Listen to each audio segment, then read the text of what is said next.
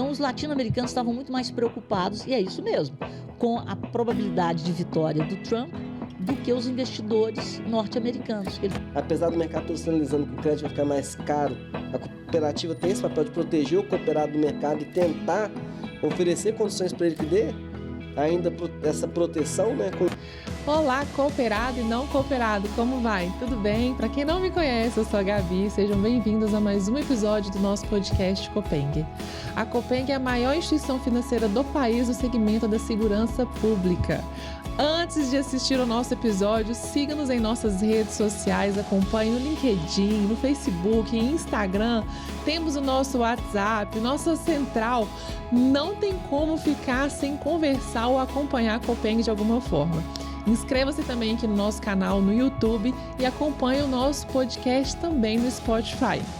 Hoje vamos falar sobre Trump, Galípolo e o rumo do Brasil com a convidada ilustríssima que é a Rita Mundim. Roda a vinheta, Brasil!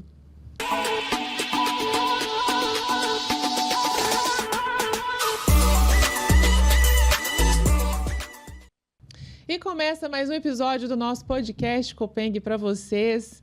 Um grande abraço a todos os nossos conselheiros, nossos cooperados, nossos fornecedores, parceiros para a Polícia Militar, Polícia Civil, Polícia Penal. Um grande abraço para vocês, nossos ouvintes Spotify e aqueles que estão aqui no YouTube. Um abraço para vocês, a Copeng, e reforçar que essa gravação está acontecendo aqui, ó, hoje, na quarta-feira, dia 6, que vai ao ar amanhã. Então, informação importante para vocês que vão acompanhar aqui, que, gente, esse bate-papo está incrível e já pode compartilhar com o máximo de pessoas possíveis. Ao meu lado, a Cássia Antero. Seja bem-vinda, minha amiga. Olá, pessoal. Bem-vindo a mais um episódio aqui do nosso podcast. Já vou te avisar que tá imperdível. Fica ligadinho aí. Compartilhar, né, Cássia? Por favor, né? Compartilhe, mande. Ansiosa, Cássia? Dê seu like. Tô ansiosa. Tô doida para falar. Eu também tava. Quando o Brasil falou quem que estaria aqui, eu falei, opa, peraí, deixa eu... Tá imperdível. Passar minha melhor roupa, Quando né? o Brasil daqui, né? O Brasil daqui. Quando o nosso Brasil... O nosso Brasil, porque o Brasil também é nosso, né? Não é não, Brasil? O Brasil tá ali, ó. Sargento Brasil. Jamerson, meu amigo, Olá, como é que você tá? Saudade? Maravilhoso, né? O pessoal falou que mandou eu sentar aqui que eu vou ser entrevistado, mas hoje eu tô para um bom ouvinte, né? Com a Rita aqui, com a Cássia tem um café com cooperado, então já trata ali da economia diariamente com o nosso cooperado, então eu já sou um ouvinte dela. E da Rita também, então, ser entrevistado, é pedido demais para mim, eu vou ser um bom ouvinte hoje. Não fica nessa zona de conforto, não, nada disso. Rita, um prazer enorme ter você com a gente aqui, mais uma vez, né, esteve com a gente aqui no episódio incrível. Inclusive, Brasil, coloca aqui na descrição pra gente recapitular esse momento com a Rita, ela voltou aqui num dia maravilhoso. Com o dedo na tomada. Eu não dormi e nunca tive tão ligada. Eu não dormi essa noite. Eu não conseguia dormir. Muito gente, bom. Essa mulher, olha só, nem dormiu. Prazer enorme ter você com a gente mais uma vez. Portas sempre abertas para você voltar, hein, Rita? Essa aqui é a sua casa. Eu adorei a volta, viu? Vamos ver se na próxima o dia seja tão histórico quanto hoje. Uau! Então vamos começar com aquilo que é histórico mesmo. Nós estamos aí, né, com a vitória do Trump. Vamos falar sobre isso? Vamos. Eu acho que o Trump, essa vitória veio num momento muito delicado quando a gente olha para a geopolítica. Sim. A gente está num momento de transformação, de novas alianças globais. E eu estava me preocupando muito, e agora menos, essa formação de um bloco econômico. Sim. Que não é um bloco econômico, e se constituindo em cima do BRICS. Para quem não está ligado, na verdade, o BRICS foi um nome que um economista do Goldman Sachs, em 2001, ele fez um relatório falando, olha, os países que devem puxar o crescimento econômico no século XXI são os países emergentes, por causa da população e do tamanho. Porque o capitalismo, para ele se reproduzir, ele precisa de consumo. Sim. Então, ele colocou Brasil, Rússia, Índia e China como os países que estavam destinados a serem os protagonistas do crescimento do século XXI. Todos deram certo, menos o Brasil, né? E, inclusive por motivos políticos, né? Sim. Então, a gente fica naquele reme-reme de falta de responsabilidade fiscal, mas vamos lá. Esse grupo se constituiu, a China, estrategicamente, tinha muito interesse em entrar na África e chamou a África do Sul para ser incorporada aos BRICS. O Lula foi além e o Lula deu a ideia de que seria necessária a criação de uma moeda única. E aí houve a criação do Banco dos BRICS, ainda no governo petista, nos governos petistas anteriores. E não foi à toa que a presidente do Banco dos BRICS hoje é a Dilma, que está com a missão de entregar essa moeda dos BRICS até o final do ano, que é por agora. E o Lula, eles estão batendo nessa tecla da importância dessa moeda para as transações comerciais entre os membros dos BRICS. Mas, na verdade, já está dito de forma clara, o Lula falou isso também, que ele quer enfraquecer o dólar como moeda de comércio global. Mas, por trás desse movimento, tem uma coisa mais forte ainda, que é um viés ideológico. Sim. Então, quando a gente olha Rússia, Rússia, China, Irã, Coreia do Norte, e agora, na última reunião dos BRICS, eles chamaram em 2023 países produtores de petróleo, grandes produtores de petróleo, para serem incorporados a esse bloco. Então, chamaram a Arábia Saudita, Emirados Árabes, chamaram a Argentina, que o Milei declinou do convite, a Arábia Saudita ainda não aceitou formalmente, e foram chamando para os BRICS as maiores reservas de petróleo do planeta, Irã, Rússia, Brasil. Por quê? A commodity mais negociada no mundo é o petróleo. Então, se eles criam uma moeda de comércio entre os países dos BRICS, mas, na verdade, eles vão impedir sanções comerciais em cima desses países quando eles fizerem algo contra as democracias. Por exemplo, a Rússia invadiu a Ucrânia, ela sofreu sanção comercial. Venezuela, sanção comercial. Cuba, sanção comercial. Se eles têm o petróleo e a moeda de comércio do petróleo, eles vão conseguir qualquer outro tipo de mercadoria. Então, é uma coisa muito estratégica o que está por trás disso. Então, a vitória do Trump fortalece os aliados da Europa Ocidental, a OTAN, fortalece Israel, e a gente está vendo que a Guerra Fria, que começou em 1945, e veio com os Estados Unidos construindo, ou reconstruindo a Europa com o Plano Marshall, e competindo com a União das Repúblicas Socialistas Soviéticas, que invadiam o leste europeu. Então, gente, essa polarização ela existe desde o final da Segunda Guerra. É uma briga entre capitalismo de Estado, ou ditaduras, socialismo, viés ideológico socialista, com o Estado protagonizando o crescimento econômico, e liberalismo, ou capitalismo de mercado. Estados Unidos de um lado, Rússia do outro. E essa coisa veio sob a forma de Guerra Fria, até que nós tivemos a Rússia invadindo a Ucrânia e agora o conflito entre Israel e terroristas, Hamas, Hezbollah. E essa Guerra Fria está esquentando com essa nova divisão geopolítica. E aonde que está o poder? O poder está na moeda, o poder está no comércio. E daí essa necessidade de enfraquecer o SWIFT, que é a forma de liquidação de contratos comerciais, que o controle é dólar, é americano, e criar um outro meio de pagamento lastreado em reservas de petróleo. Então, o buraco é muito mais embaixo. Então, a vitória do Trump, fortalecendo o dólar, fortalecendo os Estados Unidos, na verdade, ele está fortalecendo o liberalismo, a economia de mercado.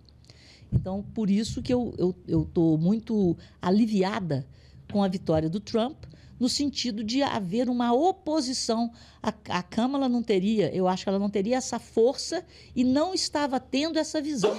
Sim. Tanto que os americanos estavam tendo, ela não. E o Trump conseguiu o voto dos negros, dos latinos, das mulheres, dos estudantes, que querem de volta o sonho americano. O sonho americano. E o sonho americano, ele é feito todo em cima da economia de mercado, da liberdade, onde, segundo o Ronald Reagan, que falou uma frase muito legal, que é o povo americano que diz o que o governo tem que fazer. E quanto maior o governo, menor é a liberdade do cidadão. Então, foi nisso que os americanos votaram e que surpreenderam o mundo com a capacidade que eles têm de entender a importância da democracia e da economia de mercado. E eu estava acompanhando, né? Acordei hoje bem cedo. Eu não dormi. Não, Rita não dormiu. E aí, de repente, eu abri já a rede social e eu logo já fui, né? Falando de moeda, já acompanhei lá Bitcoin lá em cima, o dólar subiu. Muito. Subiu muito. E aí, né? Como que isso influencia? Assim, né? Aí vamos lá. Então, eu falei sobre o ponto de vista da ideologia né, global. Né? Agora, vamos ver como que ficam os países emergentes. O Brasil é um país exportador, né? E o Trump, ele é protecionista. No caso de fortalecer a economia americana, a gente lembra, né, na última passagem dele, mandato anterior. ele colocou tarifa em cima de aço, né? Então, Minas Gerais, nós estamos aqui a cadeia toda do minério, a gente pode ser impactado, o Brasil pode ser impactado. Mas, sob o ponto de vista dos fluxos, nós também seremos impactados. Então, o fluxo para os países emergentes vai diminuir, porque vai ter dinheiro voltando para os Estados Unidos. Então, vai aumentar. Por isso que o dólar se fortalece. Sim. É todo mundo comprando dólar e parando de vender dólar para comprar outra moeda. Então, num primeiro momento, estamos já tendo essa precificação. Mas eu achei interessante, eu vi uma pesquisa de uma gestora global. Os americanos, os norte-americanos, então, os canadenses, os americanos, eles não estavam preocupados com o primeiro momento. Eles não mexeram no posicionamento das carteiras deles. Os latino-americanos, sim.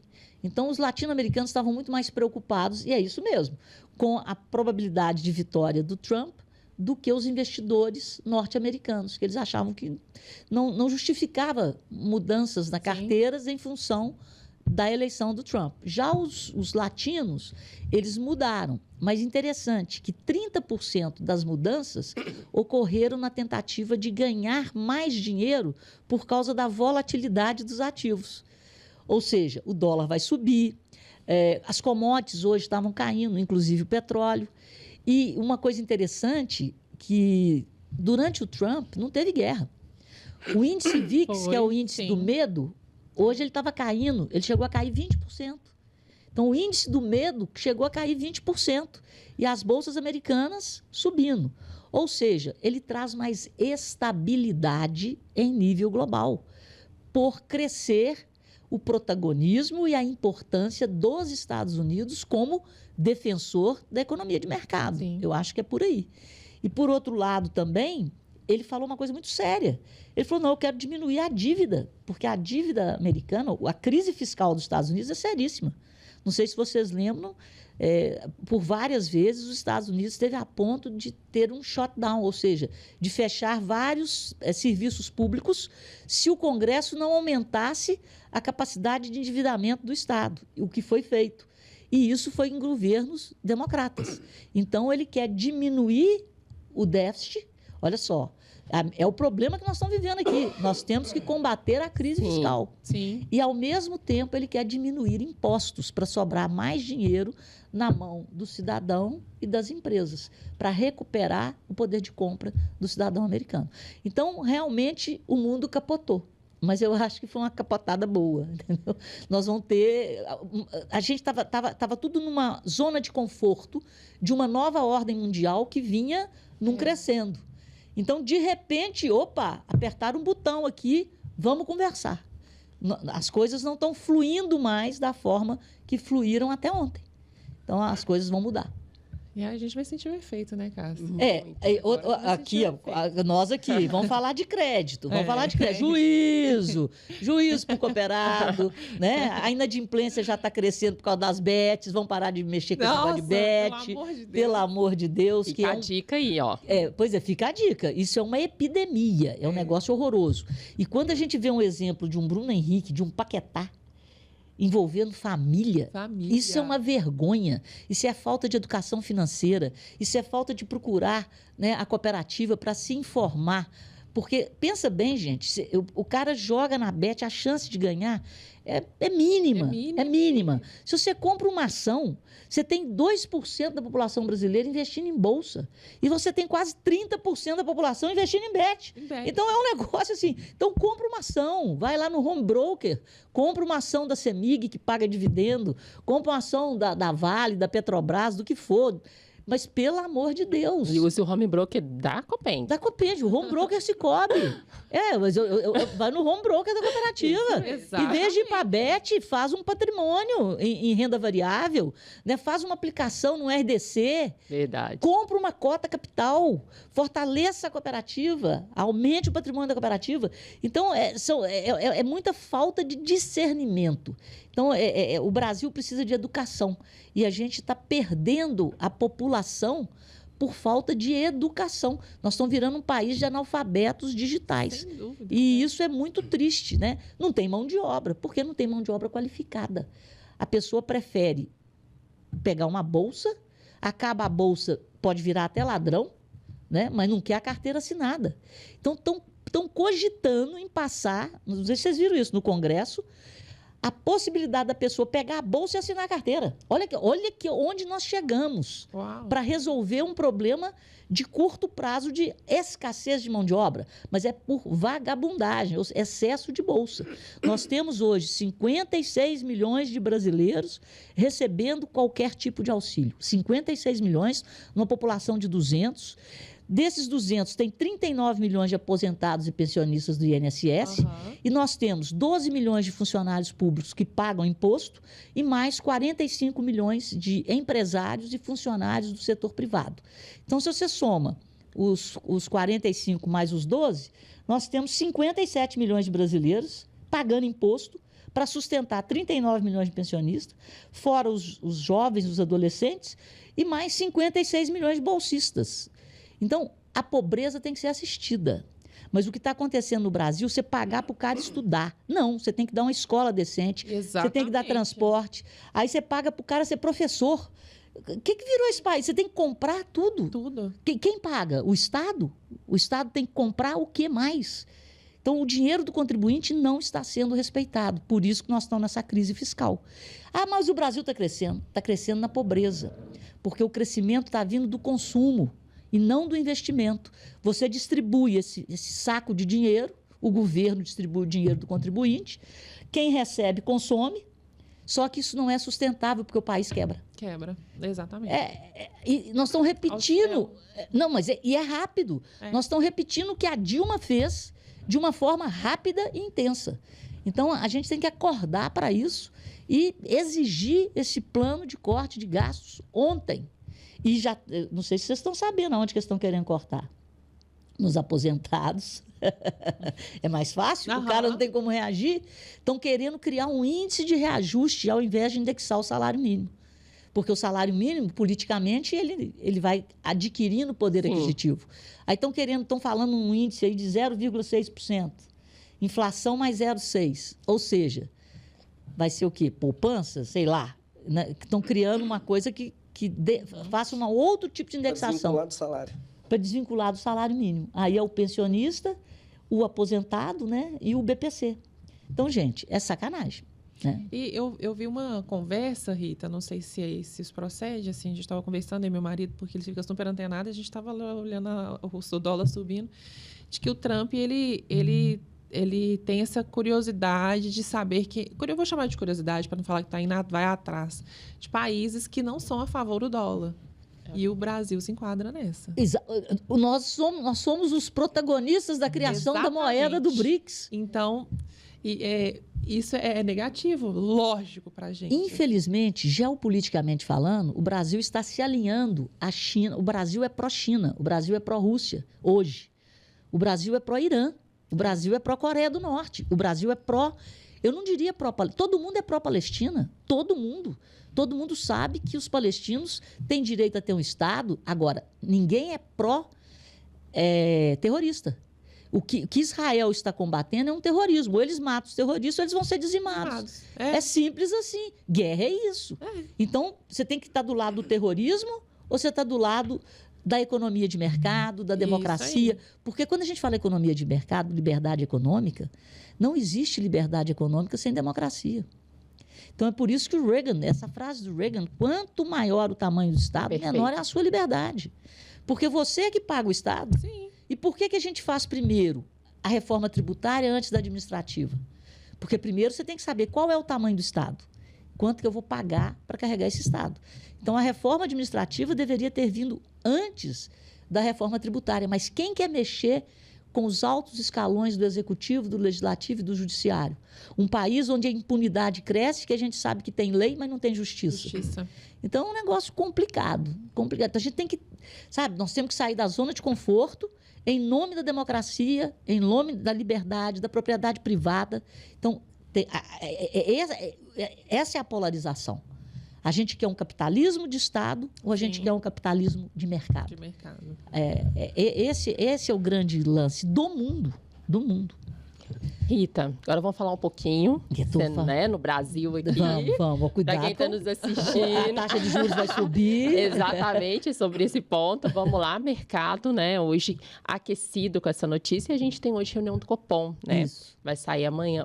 Amanhã a gente vai divulgar para vocês que estão nos assistindo. Não percam. Não percam. E eu queria que você falasse para quem está nos assistindo, expectativa de mercado, né? E também dar uma orientação. Você falou tanto em educação financeira, como essa mudança aí provável nessa taxa pode afetar para quem está nos assistindo? Olha, o crédito está ficando cada vez mais caro e mais raro. E, infelizmente, né, a gente está tendo no Brasil, por falta até de ética, uma indústria muito triste, que é da recuperação judicial. Então, você tem advogados que montam escritórios e falam para o cara, dá o cano. Né?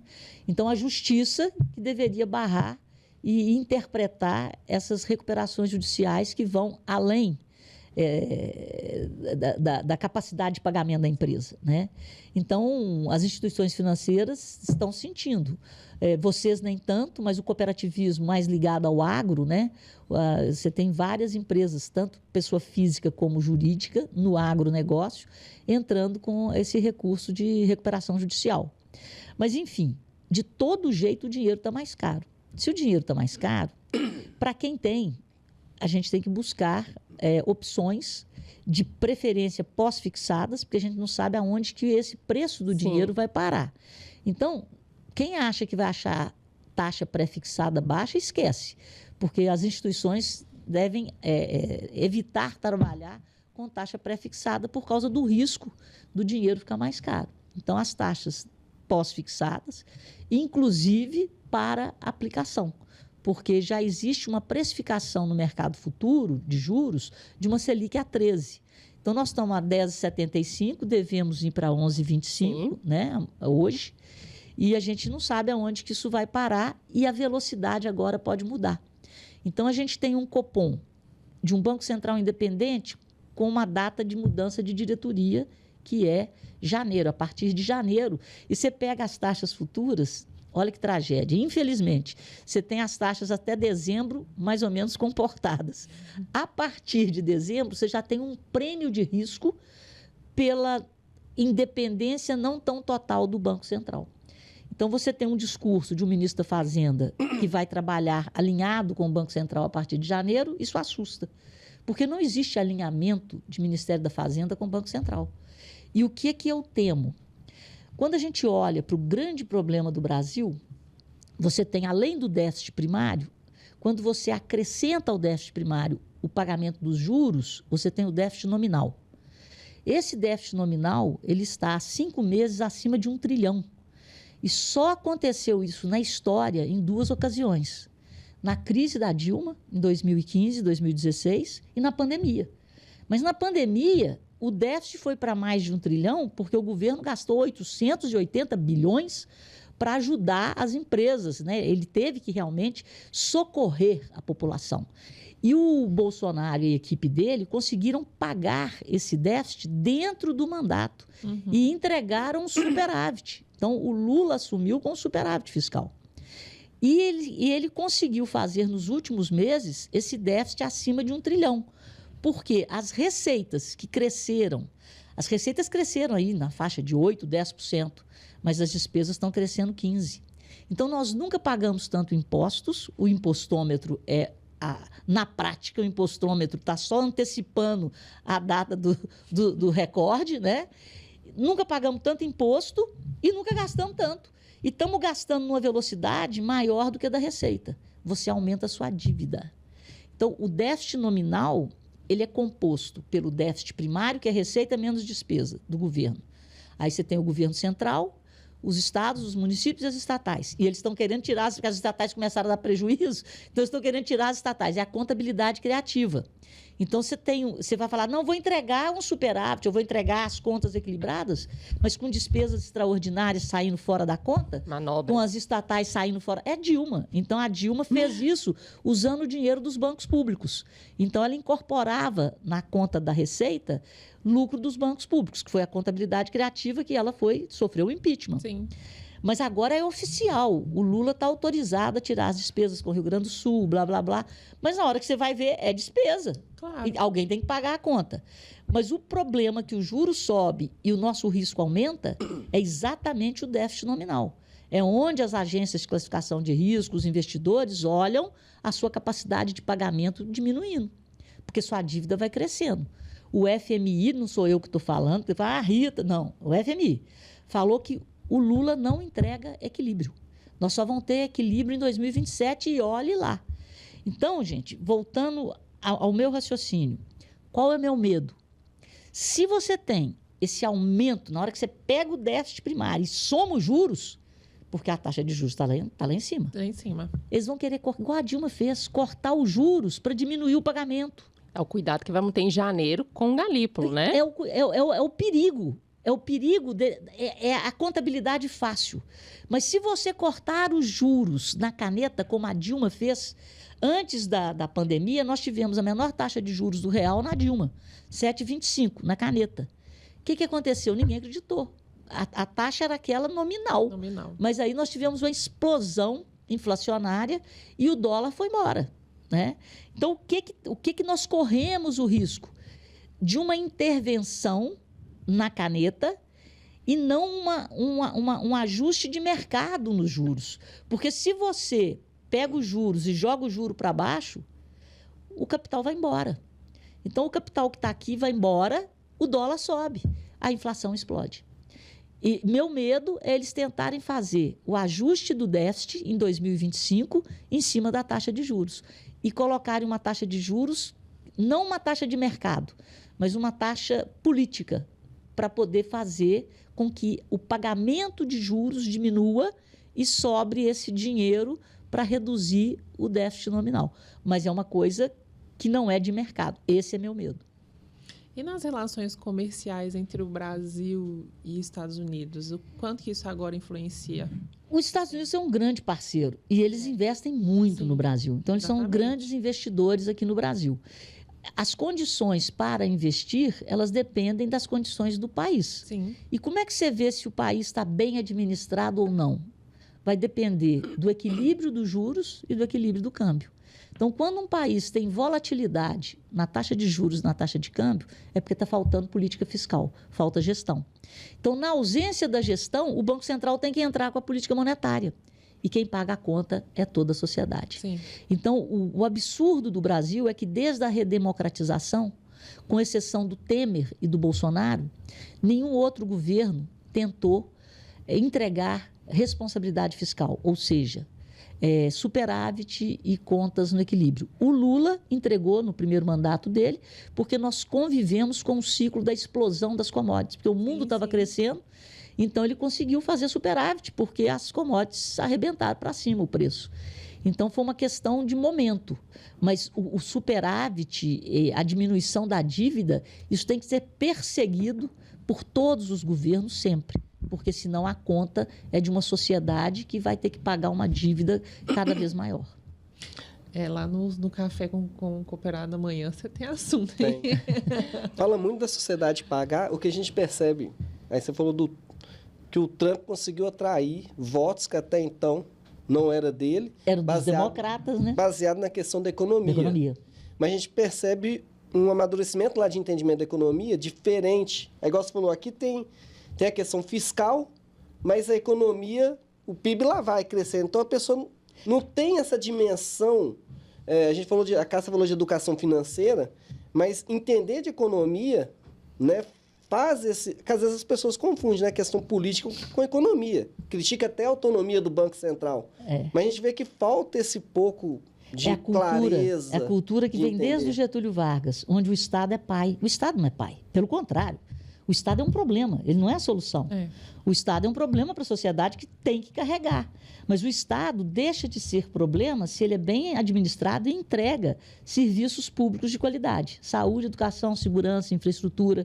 Na hora que o Estado entra na economia, ele não tem que entrar na economia. Na hora que ele quer ser dono de empresas, como o Lula falou, que o Estado tem que ser o protagonista do crescimento. Nunca.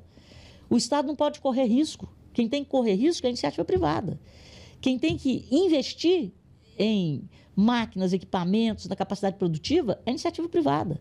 O Estado tem que investir em hospital, em escola, em forças de segurança, para que o cidadão se sinta protegido e seguro para produzir. Então, essa é a mudança. Agora, aqui criaram a cultura do assistencialismo. Então, todo mundo acha que o Estado tem um pé de dinheiro, que não tem. O pé de dinheiro somos nós que pagamos os impostos, é o contribuinte. E todo mundo quer tirar um pedaço. Só que agora, desde 2012, quando que o Brasil começou a ir para o buraco? 2012. Pela primeira vez, em 2012, no orçamento, você tinha mais de 50% destinado a qualquer tipo de auxílio. E isso só foi revertido, tentou-se a reversão no Temer e no Bolsonaro, foi revertido. E agora voltou tudo de novo. A primeira coisa foi criar mais ministério, criar cargo, ou seja, estamos virando funcionários de um partido ou do partido que está no governo. Isso é socialismo. Então, todos nós aqui estamos trabalhando para passar o dinheiro para o governo para sustentar uma casta de políticos. E quem é dono do Brasil? Os presidentes dos partidos. Aí vai lá no Congresso, eles querem emendas, ainda querem botar carimbo no dinheiro que cada um vai receber para o seu curral eleitoral. E na hora que você quer renovar a política, tem o coeficiente eleitoral. O cara é votado, mas ele não leva, porque ele precisa do coeficiente eleitoral, que é a máquina de fazer dinheiro dos partidos. Né? Aí tem um fundo partidário. Então, quanto mais forte o partido, menor é a liberdade do cidadão de se candidatar para tentar mudar a política. Porque quem escolhe quem vai ganhar, quem vai entrar na panela, são os caciques dos partidos. Então, se a gente não tiver uma reforma política, eu critico isso muito, a nossa Constituição, ela é parlamentarista. Por isso, a força do parlamento, ou seja, a força do Congresso. Então, nós temos uma Constituição parlamentarista e o regime é presidencialista. Então, o presidente, ele é refém das decisões do Congresso. Ou a gente muda a Constituição, ou a gente muda o regime. Porque o primeiro-ministro, se ele não trabalhar direito para a sociedade, você derruba ele. Mas aqui a gente não consegue derrubar ninguém. Aí tem que derrubar o presidente. Aí é impeachment.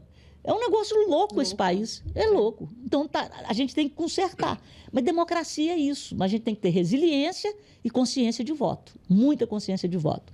Essa eleição me deixou muito satisfeita, porque houve uma diminuição significativa da esquerda mais radical no Brasil. Então, o Brasil se mostrou um país de centro e um país de direita. E eu tenho a minha tese, graças ao agro. O agronegócio está penetrando. Sim. Está penetrando na Bahia, no Piauí, no Maranhão. O agro está gerando riqueza, prosperidade. Você consegue ficar à toa para trabalhar? O agro tem que trabalhar, não tem jeito. Verdade. A vaca não para de dar leite, a galinha não para de botar, a safra tem que ser replantada. E o agro está tecnificado.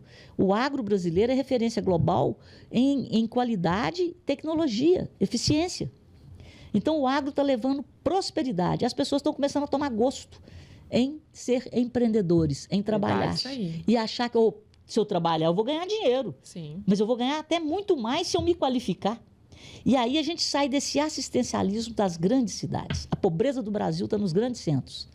Quando você vai para o interior, você vê a riqueza, que é a produção, é o trabalho. Aí você chega nos grandes centros. Belo Horizonte, gente, Belo Horizonte está um lixo. Então, você vê, a pobreza. É quem quer uma bolsa e comprar crack, comprar não sei o quê, e a vida se resume a isso. Então, você não tem incentivo a estudar, você não tem incentivo a trabalhar, porque o modelo te leva a ser mais um assistido. E ponto. Eu acho que estamos passando por uma revolução lenta, não na velocidade que a gente gostaria, promovida pelo agronegócio. Mas ela está acontecendo, né? Ela está acontecendo, ela é real. E a prestação de serviço, o comércio, a indústria, eles estão cada vez mais voltados para atender essa grande cadeia do agro. E o Brasil hoje, ele é a garantia do alimento do mundo. O Paulinelli foi indicado, né, ao Prêmio Nobel. Então, a gente tem que se apoderar disso. Nós somos a garantia alimentar do planeta, nós temos a garantia energética do planeta em energia limpa e a maior parte da Amazônia Legal é nossa. Ou seja, o mundo está entendendo. Você precisa de alguém que lhe dê segurança, senão você dança. Então, o Brasil hoje é o melhor país do planeta. Não tem gestão, mas o povo é bom. Então, é só a gente, pela democracia, cobrar a gestão. O papo está incrível, mas nós vamos fazer uma pausa, já que esse programa é gravado. Momento Investidor com informações atualizadas para vocês.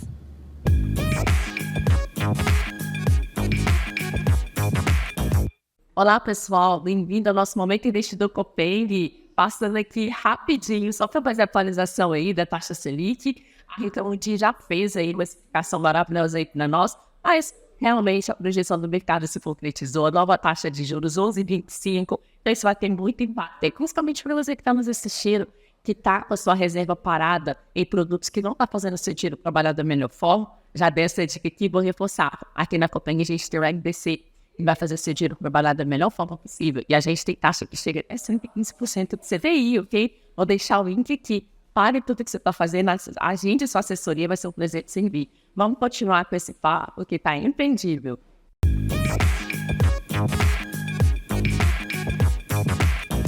A Agenda Copeng é uma agenda de eventos com o Rodrigo para vocês. Fala, Gabi!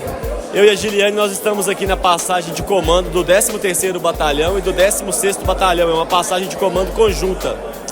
E segue agora aí o que nós tivemos de eventos aí nas últimas 2 semanas. Dia 23, quarta-feira, a Copeng participou da posse dos cargos de presidente e vice-presidente da AFAS. No dia 24, na quinta-feira, da solenidade, em homenagem aos parceiros da 5ª edição da Corrida dos Bombeiros. No dia 26, sábado, nós participamos do Dia das Crianças no BOP. Na terça-feira, dia 5, participamos também da transmissão da presidência da Fundação Salvar. E no mesmo dia 5, nós participamos também do encontro de comandantes da Tríplice Divisa, com as polícias militares de Minas Gerais, Rio de Janeiro e São Paulo. E hoje nós fizemos uma palestra em bom despacho para os militares da 7ª Região e do 7º Batalhão de Polícia Militar.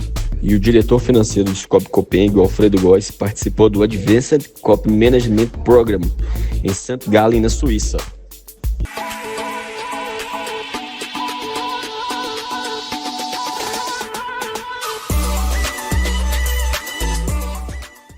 Pegar esse gancho que você está falando, aproveitar para a gente falar um pouquinho do PIB, né? Do projeção de crescimento de 3, né? É o consumo. É o consumo. Exatamente. A gente, quando olha o PIB, tem que olhar a formação bruta de capital fixo, que é o investimento das empresas. Então, se as empresas estão aumentando o investimento, o que está acontecendo que o Banco Central está perdendo o sono? Que eles chamam de hiato, né? O hiato do produto está positivo. Sim. O que é o hiato do produto positivo? Você tem um PIB crescendo acima da capacidade da economia. Então, se o PIB cresce assim, por causa do consumo. Então, você tem um aumento de renda, um aumento de consumo. Mercado de trabalho aquecido. Mercado de trabalho aquecido, falta mão de obra. E falta mão de obra porque a mão de obra não quer trabalhar. Sim. Tem isso. Porque quando o IBGE vai te perguntar, a primeira pergunta para você ser desempregado é se você está procurando emprego. Então, se você fala que você não está procurando emprego, você está empregado. E a maioria não está procurando emprego para não sair da Bolsa. Uhum. Esse é o grande problema. Então, a taxa de desemprego cai. O consumo é alto por causa do assistencialismo, pé de meia, pé disso, pé daquilo. Como é que chama o trem? Bolsa Família. Bolsa Família, renegocia, não sei o quê. E dinheiro vazando, mas à custa do aumento da dívida do país. Aí o consumo faz o PIB crescer. É o voo da galinha do professor Paulo Haddad, aqui da UFMG. A galinha sai e cai de bico. porque o investimento é que faz o crescimento sustentável. Então, se você aumenta a capacidade de produção, você gera emprego, você gera renda, você está gerando o emprego e a renda do bem. Então, você vai para o mercado de consumo, mas você aumentou a capacidade produtiva do seu país, você está produzindo alguma coisa, né? Porque o PIB, na verdade, é a soma dos bens e serviços produzidos numa economia. E onde que está o maior percentual do PIB brasileiro? Serviço, que é mais de 60%, 65%. E o setor de serviços está aquecido porque tem grana rolando de programa social. Não estou falando que é só isso, não. Mas quem estava segurando o PIB antes? O agro. O agro. E se você pegar até 2022, nos últimos 20 anos, em média o agro cresceu 5,5%. A indústria caiu 0,2%. E o serviço subiu 0,5%. Então, na média, o PIB brasileiro, olha que tristeza, nos últimos 20 anos cresceu 0,8%. Então, quem puxou o PIB para cima foi a agropecuária, que na formação participativa do PIB, ela é 10%. Olha só. Ela não chega a 10%. Né? Então, o agro, que não é nem 10%, é que carregou a economia brasileira, a agropecuária. Agora, o agronegócio, que é a agroindústria, o agroserviço, foram responsáveis por 26,5% do PIB no ano passado, juntando tudo. Né? Então, é por aí. E a Selic alta é outro problema, né? Porque se não tem investimento produtivo, com a Selic alta é que não investe mesmo. Mas então, você tem um consumo elevado e um cenário econômico que ainda desestimula, né? Por causa e da Selic, induz ao crédito com a Selic lá em cima. Mas qual que é o grande lance disso aí? A Selic é consequência. Então, quem tem que fazer o para casa é o governo, por causa do gasto e da qualidade do gasto. Então, se o governo muda a qualidade do gasto, se ele investe em infraestrutura, ele vai gerar emprego. Se ele investe em hospital, escola, ele vai gerar emprego. Agora, se ele torra o dinheiro, se ele distribui bolsa, ele não está gerando nada, ele está gerando um consumo que não é duradouro. Esse é o problema. Então, a Selic alta é consequência de um governo que não tem responsabilidade fiscal, e isso vem desde a redemocratização. Eu ia até fazer essa pergunta agora. A gente teve a ministra do Planejamento anunciando cortes aí de 30, 50 bilhões. Temos o Haddad semana passada falando que não tem datas para falar sobre esse número, ele não sabe de onde que saiu. Não sabe onde que a imprensa tirou esse número. O que está acontecendo hoje? Para quem está nos assistindo não entende muito o assunto, Rita, só para a gente, para eles entenderem. Por que é tão importante a gente hoje estar tocando tanto nesse assunto dos gastos do governo, dessa política fiscal? Excelente sua pergunta. 2023, o Lula assumiu, primeiro ele falou, a gente ganha, depois a gente vê o que faz. Quando ele assumiu, para ele ter credibilidade, ele tinha que continuar nessa pegada do fiscal, que é o problema do Brasil há anos, né? Desde o século passado. Então, nós votamos durante o ano de 2023, a gente não fez mais nada a não ser votar o arcabouço fiscal e a reforma tributária. O mercado reagiu, a bolsa subiu, o juro estava inquieto, estava tudo tranquilo. Por quê? A gente passava a ter um instrumento de controle de gastos, o arcabouço fiscal, porque tinha metas fiscais a serem cumpridas. E o arcabouço estabeleceu as metas. E votamos uma reforma tributária que ia melhorar a arrecadação, não com aumento de impostos. Não falar, não aumentar nada não, mas já vimos que vai aumentar. Nós vamos pagar o maior IVA do mundo. Né? Estão falando aí em 29%. O maior hoje é da Hungria, em 27%. Não vamos aumentar impostos, mas vamos fazer uma reforma tributária. A mágica da reforma tributária, ao ser implantada, é a tecnologia. Porque vai ter um rastreamento, então vai ser muito difícil a sonegação. Então, vai haver um aumento, sim, acredito, benéfico, né, de arrecadação. Só que chegou 2024. Quando chega em abril, o governo muda as metas fiscais. Ele piora as metas fiscais. Então, ele assume que ele está gastando mais do que ele prometeu que ele ia gastar. Quando ele muda a meta fiscal em abril, de abril em diante acabou o sossego. O dólar estava R$ 5,00 em abril. Aí ele chegou a 5,66 em agosto. Aí, olha, a cobra é mentira, vão fazer o pacote, não vão. Aí não sai o pacote. O mercado foi cansando. E ao não sair o pacote e a reforma... Aí veio a eleição. Na eleição, o que o governo faz em eleição? Gasta mais. Então, houve um aprofundamento da percepção da crise fiscal. Então, nós estamos gastando até mais. E aí, todo mundo falou, o FMI falou, todo mundo falou, não vai cumprir a meta. Vai cumprir em 2024? Pode cumprir, se fizer essa contabilidade criativa, que eles já estão fazendo. E qual que é a meta? Você tem que entregar um déficit de, no máximo, 28 bilhões, em torno de. Sim. Nós estamos com 256 no acumulado. Então, tem que tirar estatal, tem que tirar muita coisa, né? Mas, enfim, então essa perda de credibilidade é que levou ao estresse. Então, o governo mesmo chutou o balde. E chutou em abril, quando ele fez uma revisão das metas fiscais que ele mesmo tinha traçado. E a reforma tributária não fica em pé. E vocês acreditam? Eu acredito em Papai Noel, dia 24 de dezembro. Mas essa reforma não sai esse ano, não, porque eles vão começar a viajar, voltar para a terra, tirar férias. O povo é uma consequência. O povo não é nada, né? O que a gente está passando, o que a gente está sofrendo, não interessa. Não interessa.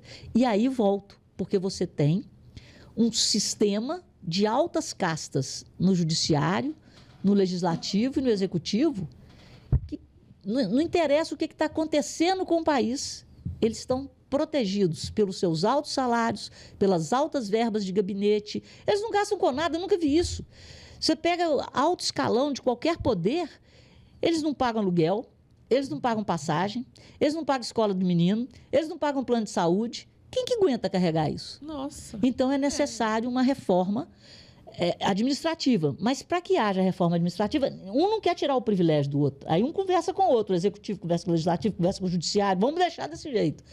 Então tem que ter uma reforma política, para que novos políticos, a reforma tem que ser política, para que a gente consiga eleger pessoas com ética e com compromisso com a maioria, né? Com ética e compromisso com a população, que honrem o voto recebido.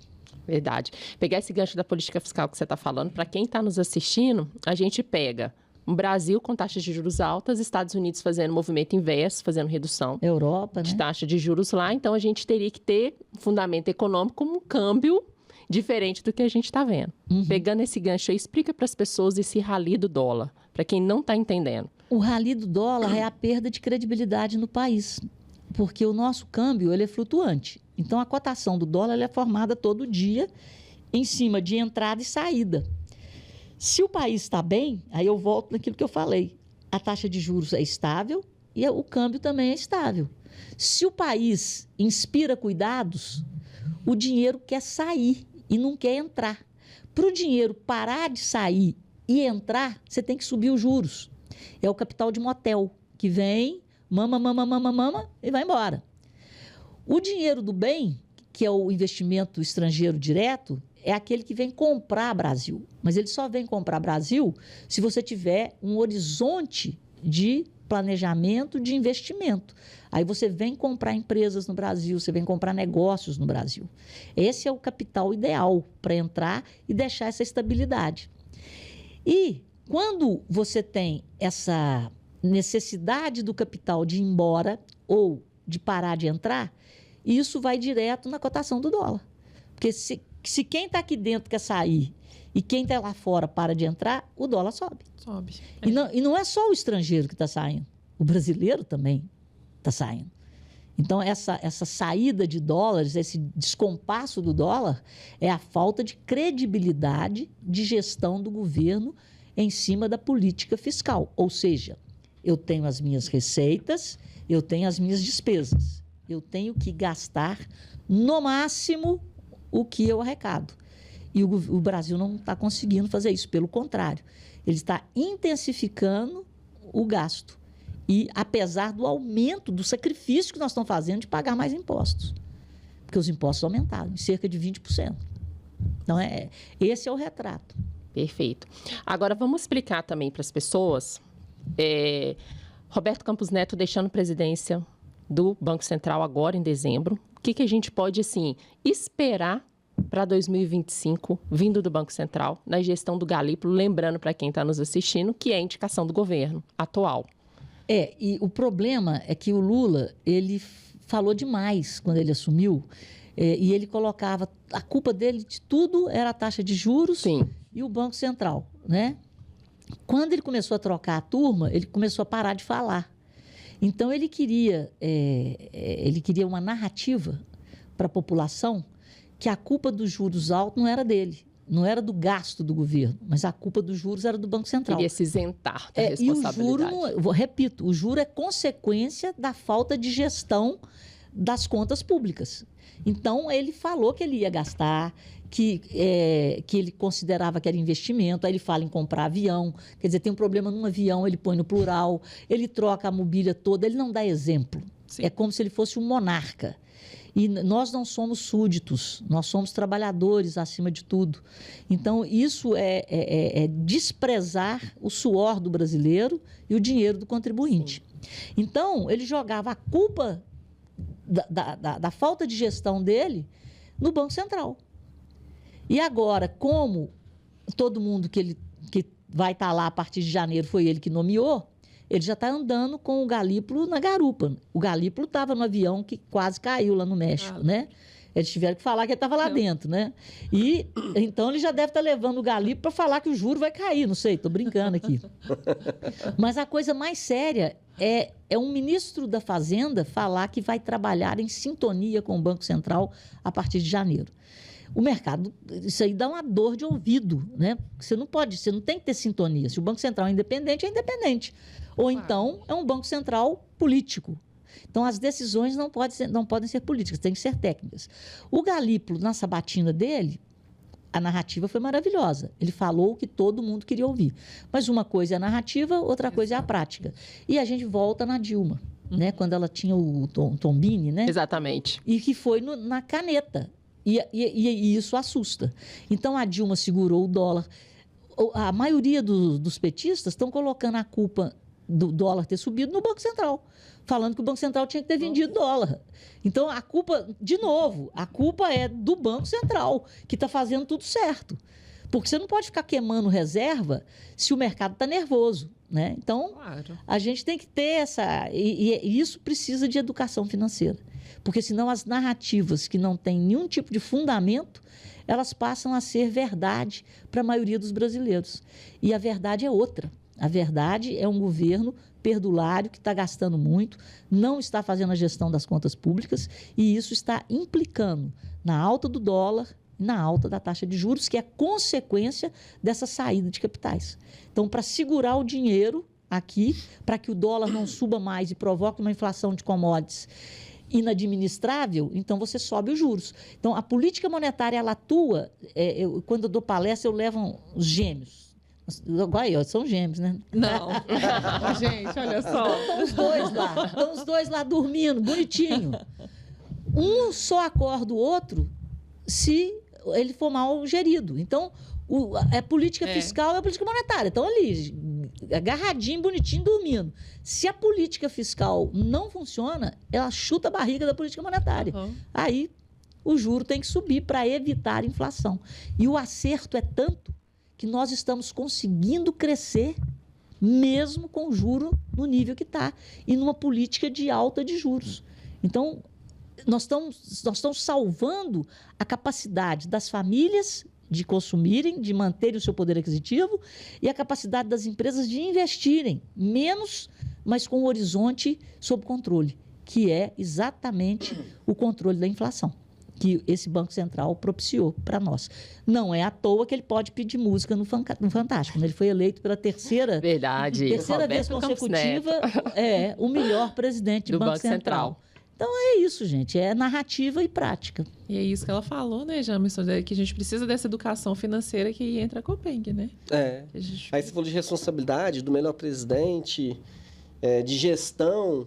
Eu acho que tudo isso o cooperado acha dentro da Copeng. Exatamente. Precisa disso, né? E o modelo é tão certo que ela se tornou a maior cooperatividade de segurança pública, né? E o sucesso, essa boa gestão fez ela ampliar para livre admissão. Olha que maravilha. Então, todo mundo agora pode entrar na cooperativa. Ser cooperado, associado. E contar com uma boa gestão, dinheiro bem administrado, taxas de investimentos atrativas, taxa de juros. Apesar do mercado todo sinalizando que o crédito vai ficar mais caro, a cooperativa tem esse papel de proteger o cooperado do mercado e tentar oferecer condições para ele que dê ainda essa proteção, né, com juros ainda mais acessível do que o mercado, né? e agora abrindo para outro público e permitindo público que em outras geral, pessoas possam participar da cooperativa e conhecer a Copeng, né? Essa é a nossa diferença. E é o diferencial cooperativo, né? Que é você não trata o cooperado como um cliente. Você trata ele como dono, porque ele é o dono, né? Aí. Então, a cooperativa é a casa do dinheiro do cooperado. E eu acho interessante nas assembleias, que eu acho que todo mundo deveria participar, online, presencialmente, do jeito que for, que eu acho que é a festa do cooperativismo, porque a pessoa que participa de uma assembleia, ela entende que a cooperativa, ela faz a gestão de forma que ela seja sustentável, que ela consiga crescer, e que ela distribua o máximo de riqueza possível, né, o máximo de sobras para os seus cooperados. Então, eu acho uma coisa bem interessante e acho também que a gente tem que pensar no fortalecimento do patrimônio da cooperativa, né? Então, porque o patrimônio ele é remunerado, né? Exatamente. E ele é muito bem remunerado. Então, o pessoal compra PGBL, VGBL, o ZL todo da vida. Então, um investimento no patrimônio pode ser até muito melhor do que esse investimento privado aí em fundos, né, de previdência. Então, você pode fazer um planejamento, você que nem vai nascer, ó, começa a comprar a cota aí, ó. Nasceu, associou. E além de investir no patrimônio, ele garante o crescimento da cooperativa, né? Ele dá a sustância, né? Ele dá o funding, né? Ele dá o funding para a cooperativa continuar atendendo às necessidades de crédito dele mesmo. E fora o impacto na sociedade que a gente está inserido, né? Exatamente. E esse senso de pertencimento é o diferencial, além de outros, né? E a customização, né? O crédito lá não vem da Faria Lima. Exatamente. Você chega lá e a Faria Lima, eles põem uma tabela. E o gerente, ele olha para sua cara e faz de conta que ele está te fazendo um favor, o gerente de banco. E na cooperativa, não. Aí você conversa, você conhece, você sabe a capacidade de pagamento do cara. Aí você customiza o crédito de acordo com as necessidades do cooperado. Né? E eu, Jamerson, eu vou deixar você falar um pouquinho, rapidamente, só para a gente até mesmo produzir um corte, do que seria, o que é o livre admissão, né? E como a Copeng está atuando, qual que é o objetivo, quem pode se filiar. Fala um pouquinho para a gente. O que é a livre admissão hoje no sistema cooperativo, né? Foi introduzido pelo Banco Central no sentido de permitir que as cooperativas crescessem mais, porque o Banco Central vê na cooperativa um instrumento de inclusão, de geração e distribuição de renda, de desenvolvimento de comunidades. Então, o Banco Central estimulou as cooperativas para trabalhar com o público em geral. A Copeng vinha trabalhando com a área de segurança pública até o final de 2023, né? O que fez ela crescer foi criada lá em 99 por 25 militares. Continua, né? Continua, a razão social dela ainda continua, né? Cooperativa de crédito e servidores, então ainda tem essa exclusividade das forças de segurança à cooperativa. Mas a livre admissão vai permitir que outras pessoas tenham acesso às vantagens que a Copeng oferece hoje. O que é a livre admissão? Trabalhar com o público em geral. Então, você pode ter profissional liberal, o autônomo, o empresário, o seletista, o MEI. Então, você tem a abertura agora para trabalhar com todo o público. E isso para a cooperativa também é importante, porque, ainda falando de taxa, de juros, hoje a Copeng, por ser voltada ao funcionalismo público, a maioria das taxas delas é pré e é o consignado. Então, para você continuar atendendo esse público, você precisa ter aqui um funding de outro público que vai poupar. Porque hoje o servidor público no mercado financeiro, ele é um ativo, né? Ele é induzido por crédito. Então, ele não é estimulado a poupar. Então, a livre admissão também vai ajudar que a cooperativa capte outro público, né? Um público poupador que não é assediado tão agressivamente como um servidor público no sistema financeiro e que vai nutrir e vai alimentar a cooperativa para continuar atendendo bem o servidor público com juros menores. Então, essa livre admissão vai permitir que a cooperativa continue na rota de crescimento, tá diversificando ali o público dela que ela vai trabalhar, o público de forma geral, e vai nutrir com fundo para continuar atendendo a essência dela, que é o funcionalismo público. Incrível. E o público em geral também, né? Em geral. E aí você tem uma diluição de risco, né? Porque você diversifica a carteira. Então, é um negócio muito interessante para todo mundo que se associar à cooperativa nessa nova Aumenta fase. os resultados Aumenta os resultados, mais... dilui o risco, né? Diversifica a retorno carteira. é maior. Amplia o retorno para o cooperado, então passa a ganhar mais, né? O cooperado aí que está acostumado com sobras, tem possibilidade de ter uma distribuição de resultados ainda incrível. maior. E fica para você que ainda não é cooperado, nós somos a Copeng, a instituição financeira exclusiva para o servidor da segurança pública. E agora para você que não faz parte do segmento da segurança pública, assim como eu, pode sim abrir sua conta, se filiar à Copeng, aproveitar inúmeras vantagens e chamar a cooperativa de sua. Uma instituição financeira que cuida da sua vida financeira, te dá saúde financeira, com inúmeros produtos e serviços excelentes para você. Então, não perca a oportunidade, Felício, hoje mesmo, agora mesmo. Procure a Copeng para poder saber um pouquinho mais de como funciona esse mundo cooperativista que é apaixonante. Completamente apaixonante. Apaixonante, né? A gente até se emocionou a última vez, né? É um modelo de negócio do século XXI. Eu tenho, assim, muita lucidez. Eu, como economista, depois que eu conheci o cooperativismo, apesar de liberal, mas eu dei um upgrade. Porque o cooperativismo ele vai além do capitalismo na distribuição. Porque o capitalismo, muitas vezes, ele produz e concentra, né? Então, o cooperativismo tem todas as características da liberdade de mercado, da defesa da... É uma empresa, só que na hora da distribuição do resultado, ela pratica a justiça financeira em qualquer segmento do cooperativismo. Então, isso aqui é muito bonito, porque a cooperativa é das pessoas que se filiam, né? Que se associam, nós, né? Se associam à cooperativa. Que é diferente, né? Você pega o Itaú trabalha para o acionista, que pode estar lá no Japão, pode estar na Europa, pode estar nos Estados Unidos. A cooperativa trabalha para o cooperado, que está ali do lado, de olho na cooperativa, que vai lá tomar um cafezinho.